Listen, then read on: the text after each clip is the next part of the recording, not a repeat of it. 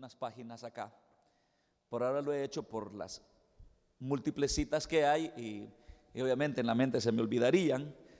Y traté de sacarles ya no a manera de prédica sino de estudio lo que es precisamente estos tiempos que nosotros creemos, ¿no? que el niño Dios, que Santa Claus y todo eso, pero esta es la única fuente de la verdad, la Biblia. Así es que a través de ella podemos nosotros darnos cuenta si estas fiestas le agradan a Dios o no le agradan a Dios. Nosotros acá no prohibimos nada, solo enseñamos la verdad. Porque la verdad, cuando llega a una persona, ya la persona es la responsable de esa verdad. Solo quiero leer dos porciones de la Biblia. Hechos 16, 18. Y luego vamos a leer una en Timoteo. Hechos 16. No sé, hermano Juan, ¿cuánto tiempo tenemos? Ok. Bueno. Entonces, sin embargo, voy a tratar de hacerlo lo más rápido posible. Hechos 16, 16. ¿Lo tienen? Dice: aconteció que mientras íbamos a la oración, nos salió al encuentro una muchacha que tenía espíritu de adivinación, la cual daba gran ganancia a sus amos adivinando. Esta, siguiendo a Pablo y a nosotros, daba voces diciendo: estos hombres son siervos del Dios Altísimo, quienes os anuncian el camino de salvación. Y esto lo hacía por muchos días. Mas desagradando a Pablo, este se volvió y dijo al espíritu: te mando en el nombre de Jesucristo que salgas de ella. Y salió en aquella misma hora. Pero viendo sus amos que había salido su esperanza de su ganancia, prendieron a Pablo y a Silas y los trajeron al foro ante las autoridades. Amén. Quiero leer una porción en el libro de Timoteo, 1 Timoteo capítulo número 3 y versículo número 14 al 15. Esto solo es como base para lo que voy a hablar. Dice la palabra de Dios: esto te escribo, aunque tengo la certeza de ir pronto a verte, para que si tardo sepas cómo debes conducirte en la casa de Dios, que es la iglesia del Dios viviente, columna y baluarte de la verdad. Amén. Vamos a orar. Padre nuestro que estás en los cielos, Señor, te damos gracias esta tarde por permitirnos estudiar tu palabra. Te pedimos, Dios mío, en esta tarde que aclares muchos pensamientos, preguntas, y que sea tu palabra la que realmente, Señor, venga este día a aclararnos tu verdad. Háblanos, Señor, en el nombre de Cristo Jesús, nuestro Señor y nuestro Salvador, por quien te damos las gracias. Amén, Señor. Amén y amén. Queridos hermanos,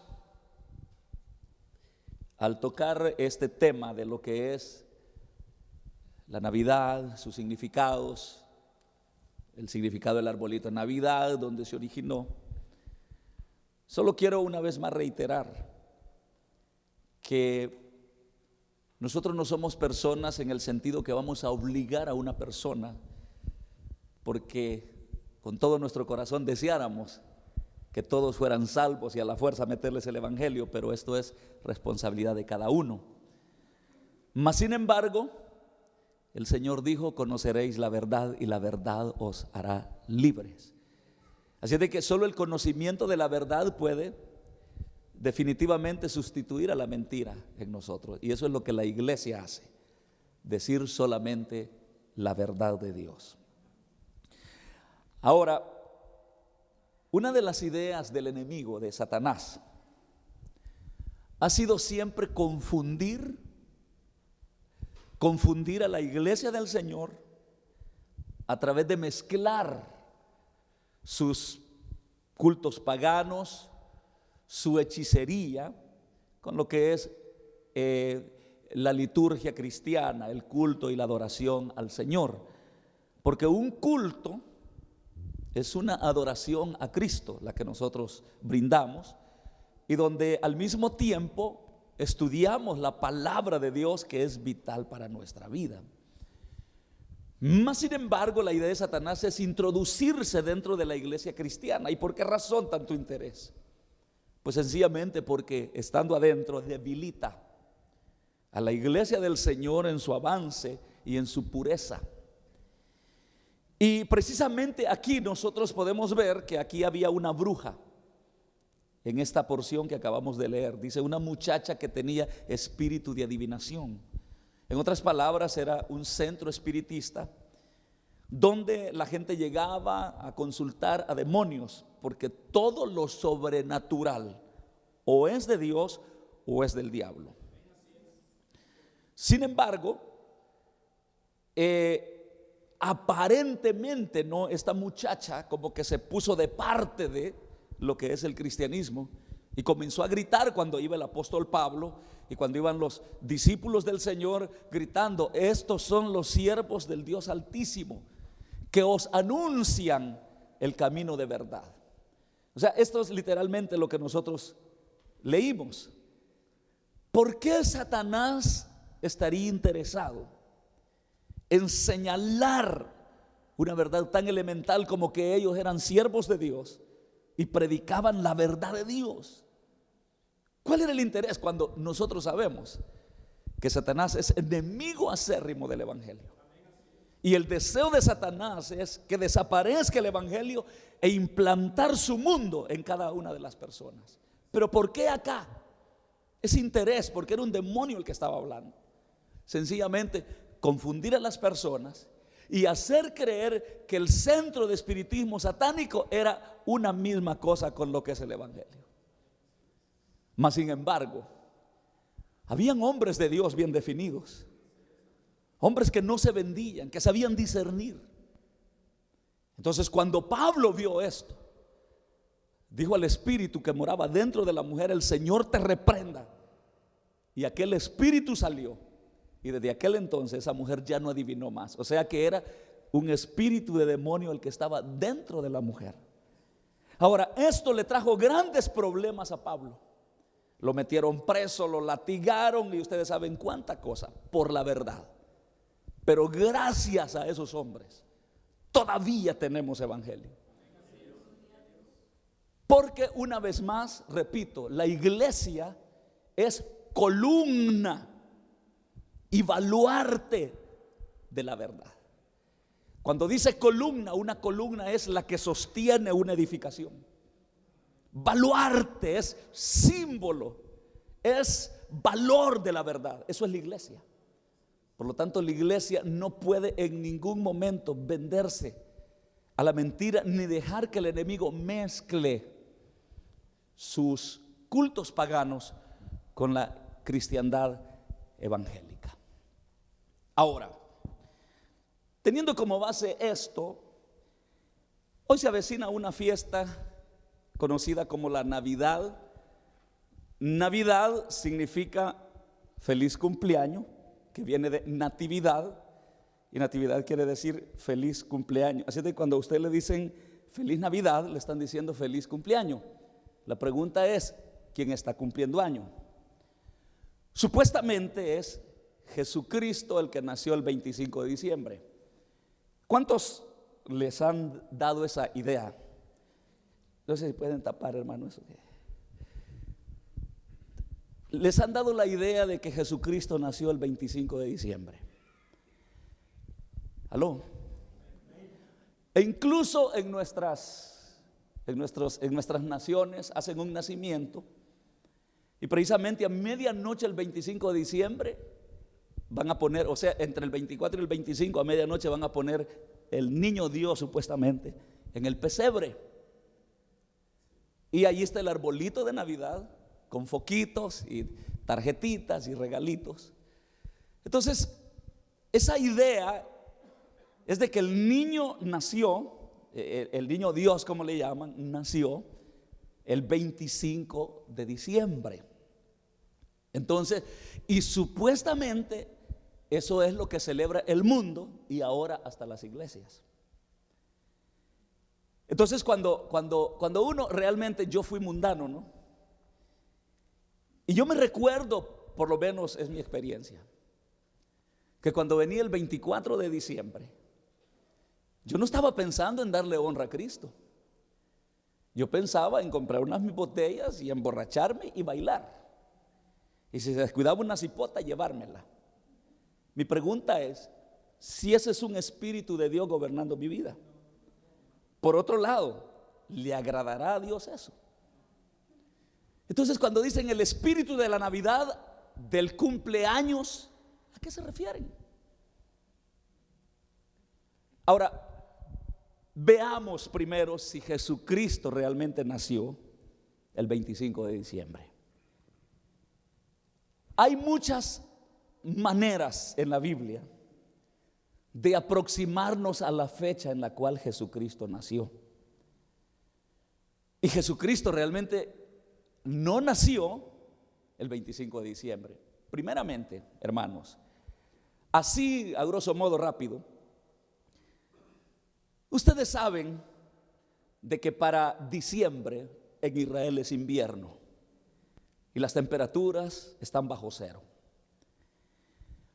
Los pastores y sus rebaños en octubre bajan de las montañas y traen de sus desiertos a encerrar a sus rebaños para que pasen el invierno resguardados del frío.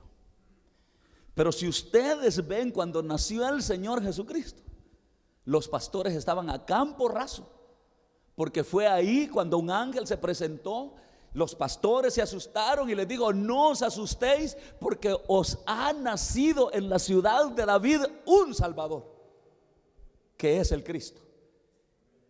Entonces estaban al aire libre, por lo tanto no era invierno, no era diciembre. Segundo, cuando nació Jesús, nació en un pesebre, y nació en un pesebre porque la Biblia registra en Lucas que se dio un edicto de parte del rey para que todos se empadronaran. Y cada uno salió a su ciudad a empadronarse porque se iba a hacer un censo. Mi pregunta es, un rey debería de estar loco para que saque a su gente a caminar en las calles para irse a su ciudad a pie bajo un invierno. Por lo tanto, no pudo haber sido el censo en invierno. Es como que nosotros digamos, hermanos, vamos a hacer una campaña al aire libre a pleno 1 de enero. Estaría loco yo. Es igual. Entonces, si vamos a hacer una campaña, vamos a hacerla en verano, porque la gente soporta el clima. Pero y en invierno, imagínense, y allí cada quien salió a empadronarse porque iba a ser un censo. ¿Ustedes creen que el rey lo iba a hacer en invierno para exponer a la gente a que muriera del frío? No. Ahora, hermanos, fechas exactas del nacimiento de Cristo no hay. Pero podemos acercarnos a la fecha del nacimiento de Juan el Bautista. Y a través del nacimiento de Juan el Bautista, poder definitivamente aproximarnos a la fecha del nacimiento de Cristo. Y aquí es donde vamos a entrar a lo que es las Sagradas Escrituras. Nuestro Señor Jesucristo es 6 meses menor que Juan el Bautista, ¿sí o no? Entonces, ¿por qué no estudiamos un poco acerca de Juan el Bautista? Su fecha de nacimiento, o más o menos su aproximación, para luego acercarnos a la fecha del nacimiento de nuestro Señor y Salvador Jesucristo. Ahora, Zacarías era el padre de Juan el Bautista, sacerdote en ese entonces en el templo en Jerusalén. Aquí comencemos. En aquel entonces, cuando hablo de Zacarías que estaba en el templo, cada sacerdote tenía un tiempo definido en el año para servir en el templo. Ahora, en el templo habían 24 divisiones o cursos de servicio durante el año. Veamos Primera de Crónicas 24 del 7 al 19. Yo quiero que me acompañen porque es bien interesante, hermanos.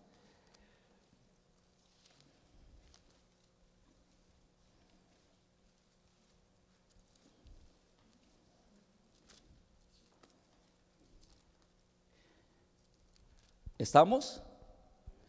24 del 7 al 19. Los versículos que anteceden hablan de la organización que había de 24 grupos. Pero ahora dice el versículo 7, la primera suerte tocó sobre Joiarib, la segunda sobre Jedaías, la tercera a Harín, la cuarta a Seorín, pero vayámonos hasta la última, la 21ª a Jaquín, la 22ª a Gamul, la 23ª a Delaí y la 24ª a Masías. Ahí terminan 24 turnos. Entonces esto confirma que habían 24 grupos de sacerdotes ministrando en el templo del Señor.